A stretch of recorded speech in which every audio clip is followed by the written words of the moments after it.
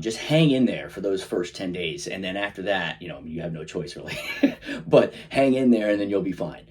Hey, welcome back to the channel. Today is day 15. So we're past the 2-week mark and things are looking really, really up from here. Sleep still sucks. I wake up every morning at about 2 a.m. and I can't go back to sleep until like 5. I don't know why. It's just the way that it is. I end up getting this pain that's in my shin. So you can still see there's still some bruising there. I don't know if you can see on the camera, but right here, right, somewhere they did not operate, I get this strange neurological like tingling and numbness sensation. It's all around here. And then on the inside of my knee, see if I can turn here. This is where I experienced the vast majority of the pain. Now, I believe that's because this incision that they have here, they took the stitches out at day 12. That incision is where they pull the gracilis and semitendinosus tendons to make your ACL. So it makes a lot of sense because they actually yank it off the bone. They say it's because it provides a lot of collagen, but man, there's some serious, I would post, I've seen other videos on YouTube, but chances are they'll hit me for copyright. They do it all the time. I try to post videos all the time and they get, hit for copyright because even if I take just like a minute clip of somebody else's thing just to help them, I would give them credit for it and everything, but whatever. So, but yeah, they yanked that thing off the bone.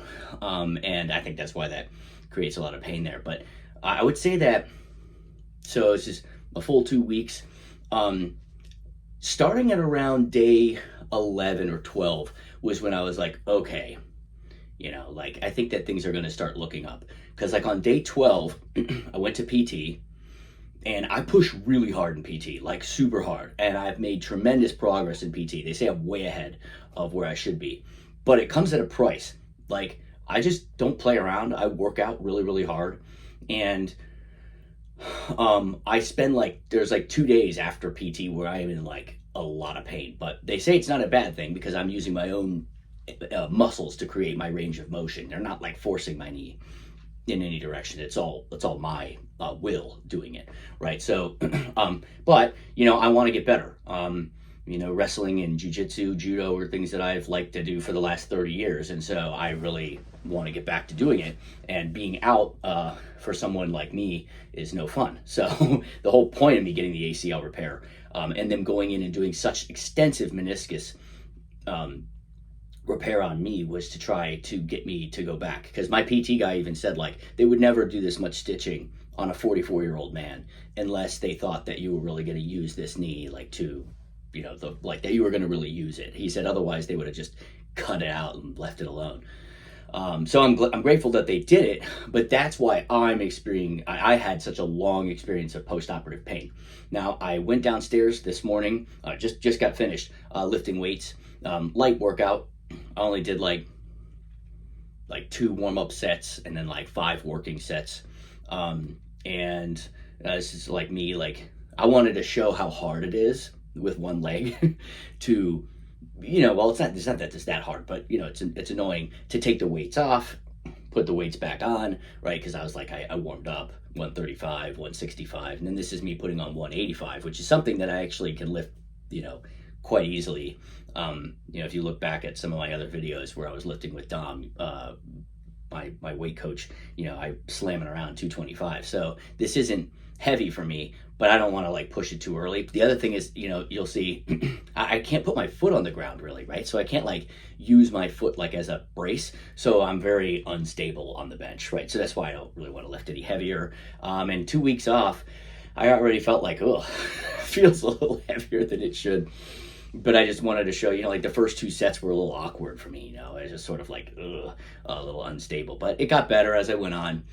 Sorry if the camera angle was so off of the first one. I mean, as it turns out, it's kind of hard to set up a camera when you're on one leg, because you're you can't squat down to see if it's level, and also I can't walk around the side of it. It's just hard, right? The other thing is I'm super non-weight bearing right now. I can't bear any weight on my knee for another 2 weeks because of the extensive knee meniscus stitching, and then after that I'll be 2 weeks of partial weight bearing with crutches. So 6 weeks total with crutches, 4 non-weight bearing at all, 2 weeks with some partial weight bearing, and then I'll be able to walk and stuff again. But yeah, so it's kind of difficult, as you can see, to get on the weights on and off. But the doctor said if you like working out, then go back to it. I wanted to do it yesterday, but just didn't seem like I was there yet. So yeah, just a quick update. I think as long as if you think about it this way, just to give you a little bit of I guess uplifting thoughts, right? Days 1 through 10 are the worst. After that, you're going to be fine. It is hard. I'm not going to lie to you. I have a very high pain tolerance. I have broken and dislocated lots of things, and I'm here to tell you that the injuries are nothing compared to the surgery. I mean, like, I would gladly get hurt again before having to get another surgery again. It's just unbelievable, and all the weird stuff that comes afterwards. Like I didn't think I was gonna have all this weird skin numbness and tingling and aching that keeps me awake at night.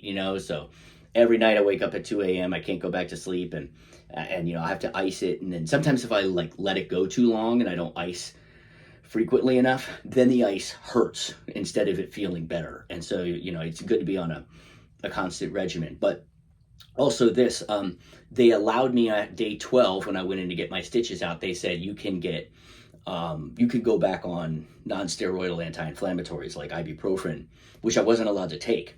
And so now having the combination of Tylenol and ibuprofen every 6 hours is like huge. Like that's a game changer since day 12. And so just hang in there for those first 10 days. And then after that, you have no choice really, but hang in there and then you'll be fine. And then you'll see things are going to get a lot better. And so I'm really looking forward to now PT because my range of motion is getting a whole lot better. I've almost got my knee all the way straight on my own without assistance.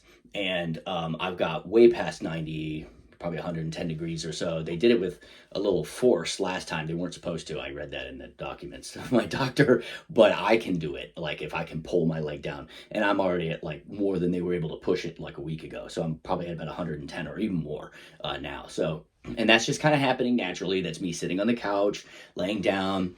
I'll hold my leg up in the air like this, right? So this is, if I hold it 90 and then bend it down like this, so you can't see all the way, sorry. Kind of out of the screen. Yeah, and just go like this and just bend it down until it gets uncomfortable so you can see that's past 90, and then if I hold it here for a long period of time, it'll just want to come down more. So it's just kind of creeping down. And so that's what I'll do. And then I'll straighten it out, and I'll just not push it too hard, but keep that thing moving, man. I know it hurts and it's a pain in the ass, but you've got to do it or else it'll freeze up on you. And you don't want that to happen because, too much scarring and stuff. They actually have to go in and manually bend your knee or straighten your knee. And so that's where I'm at. I'll keep posting content to see, and I'll probably do some montage stuff at some point to help people who aren't really fans of the channel and just want to see it. Again, it's not like this gets a lot of traction, but I figure if it helps people in their own journey to realize what to expect, then I'm doing somebody some help. If it's even one person, then I'm happy to do it.